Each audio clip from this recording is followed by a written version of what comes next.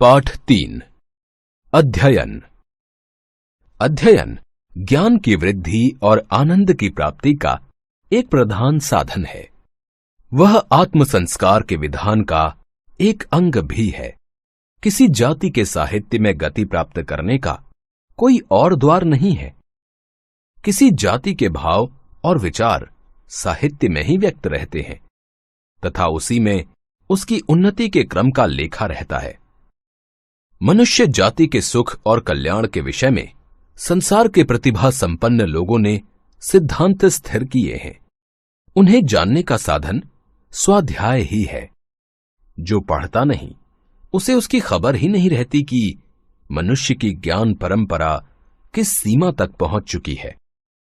वो अंधकार में गिरता पड़ता है, टेढ़ी मेढ़ी पगडंडियों में भटकता फिरता है और जयति जयति बोलकर जानता ही नहीं कि मनुष्य के श्रम से एक प्रशस्त मार्ग तैयार हो चुका है।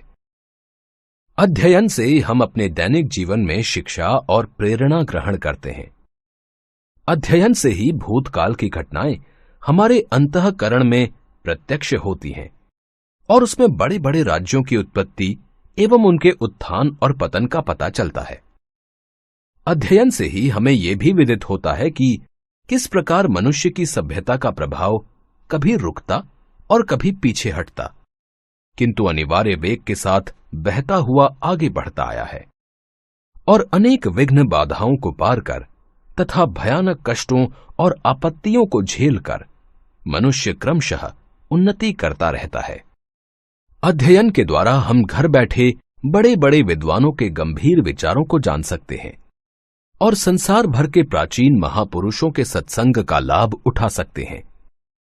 अध्ययन हमें अतुल ज्ञान भंडार से परिचित कराता है। भवभूति और कालिदास अपने काव्य द्वारा हमारे सामने उपस्थित रहते हैं। जब हमारा जी चाहे तब जायसी की कहानी सुने, जब मन में आए अंधे सूर के प्रेम और चतुराई से भरे पद पढ़कर रसमग्न हो, और जब चाहें गोस्वामी तुलसीदास की गंभीर गिरा से अपने उद्विग्न मन को शांत करने के लिए रामचरित देखकर पुलकित हों। पुस्तकों के द्वारा हम किसी महापुरुष को जितना अधिक जान सकते हैं उतना उसके मित्र, पुत्र और कलत्रा भी नहीं जान पाते। चाणक्य पर जितना उसके पाठक विश्वास करते हैं उतना उसके समय के लोग भी नहीं करते थे। जो ग्रंथकार अपने जीवन काल में आसपास के लोगों से बोलने चालने में संकोच करते होंगे, वे अध्ययनशील पुरुष के निकट एकांत में अपनी पुस्तकों द्वारा अपने हृदय के सारे भावों को बेधड़क खोलकर प्रकट कर देते हैं। उनकी पुस्तकों द्वारा हम उन्हें पूर्ण रूप से देखते हैं।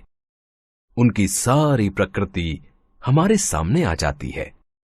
विद्याभ्यासी पुरुष जो पढ़ता है और पुस्तकों से प्रेम रखता है, संसार में उसकी स्थिति चाहे कितनी ही बुरी हो, उसे साथियों का अभाव नहीं खलता। उसकी कोठरी में सदा ऐसे लोगों का वास रहता है जो अमर है।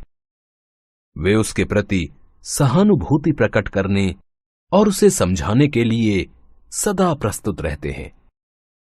कवि, दार्शनिक और विद्वान जिन्होंने प्रकृति के रहस्यों का उद्घाटन करके शांति और सुख का तत्व निचोड़ा है, और बड़े बड़े महात्मा जिन्होंने आत्मा के गूढ़ रहस्यों की थाह लगाई है, सदा उसकी बातें सुनने और उसकी शंकाओं का समाधान करने के लिए उद्यत रहते हैं। पढ़ते समय हमें विद्वान और प्रतिभाशाली व्यक्तियों के मनोहर वाक्यों को, उनकी चमत्कारपूर्ण उक्तियों और विचारों को मन में संचित करते जाना चाहिए, जिससे हमारे पास ज्ञान का ऐसा प्रचुर भंडार हो जाए कि उसमें से हम समय समय पर जब जैसा अवसर पड़े शांति, उपदेश और उत्साह प्राप्त कर सकें। बहुत से ऐसे अवसर आते हैं जब हमारा मनोबल टूट जाता है और हमारी शक्ति शिथिल हो जाती है। ऐसे समय किसी पुरुषार्थी महात्मा के उत्साहपूर्ण वचन हमें पुनः उत्साह से भर देते हैं। अध्ययन से हमें ऐसे अस्त्र प्राप्त होते हैं जिन्हें लेकर हम जीवन के भीषण संग्राम में अपनी छाप रख सकते हैं। अध्ययन से हमें उत्तम और उत्कृष्ट विचारों का आभास तथा उत्तम कार्यों की उत्तेजना मिलती है। पढ़ने से हमारे व्यवसायों की बुराइयों और प्रलोभनों का, हमारे आचार व्यवहार की त्रुटियों का, हमारी कुप्रवृत्तियों का निराकरण होता है। इस प्रकार अध्ययन औषधोपचार का काम करता है। पर अध्ययन या पढ़ना है क्या वस्तु? बिना किसी उद्देश्य के यूं ही सरसरी तौर पर पुस्तकों के पन्ने उलटते जाना, जैसा कि प्रायः लोग मन बहलाव के लिए अवकाश के समय करते हैं, पढ़ना नहीं है।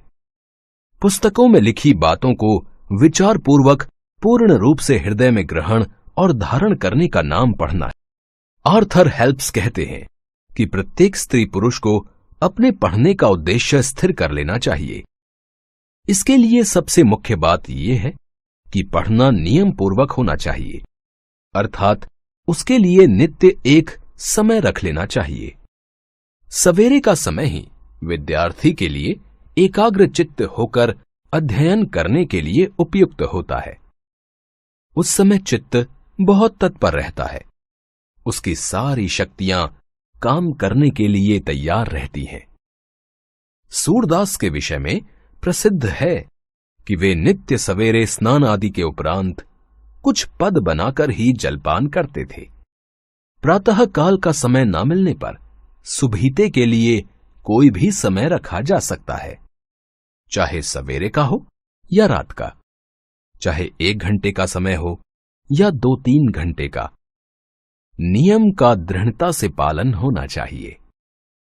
दूसरी बात है कि पढ़ना समझ बूझ कर होना चाहिए, अर्थात हम ग्रंथकार के भाव को ठीक ठीक समझने का प्रयास करें, उसकी वाक्य रचना पर ध्यान दें, उसके पूर्व पक्ष और उत्तर पक्ष को समझें, उसके सिद्धांतों की परीक्षा करें।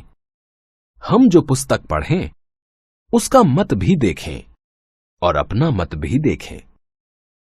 क्या हमारा चित्त वही भाव ग्रहण करता है जो ग्रंथकार ने धारण किया था?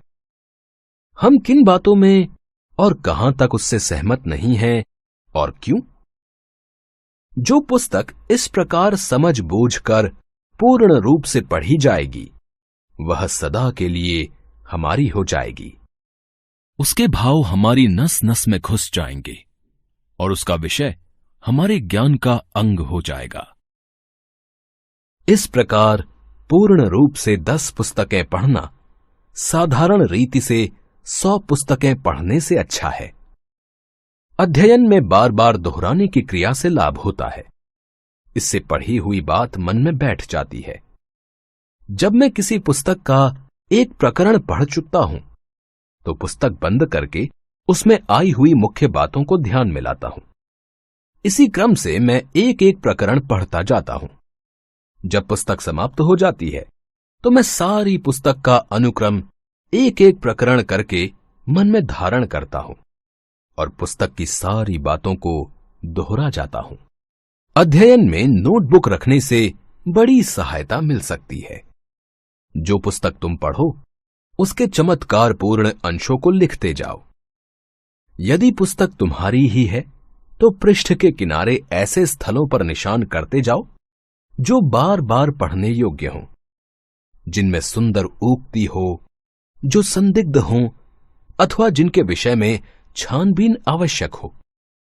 पढ़ने के विषय में हमें ये बात स्मरण रखनी चाहिए कि जो कुछ हमें रुचे उसे अच्छी प्रकार पढ़ें और उस पर चिंतन करें। एक समस्या ये भी है कि कौन सी पुस्तकें पढ़ी जाएं और कौन सी ना पढ़ी जाएं। भोजन सामग्री की भांति कुछ पुस्तकें अच्छी होती हैं और कुछ बुरी। प्रतिकूल भोजन के समान निकृष्ट पुस्तकें त्याग देनी चाहिए। जिन पुस्तकों की विषय वस्तु दूषित है, शब्दावली आडंबर पूर्ण है, विचार निकम्मे हैं, वे हानिकारक होती हैं। सामान्यतः अच्छी पुस्तकें काल और स्थान की सीमा को पार कर आगे बढ़ती रहती हैं। अध्ययनशील व्यक्ति का कर्तव्य जो कोई पुस्तक हाथ लगे उसका पढ़ना मात्र नहीं है, बल्कि अच्छी, उपयोगी और सुरुचिपूर्ण पुस्तकें चयन करना भी सीखना है। तभी अध्ययन आत्म संस्कार और चरित्र गठन में सहायक हो सकता है।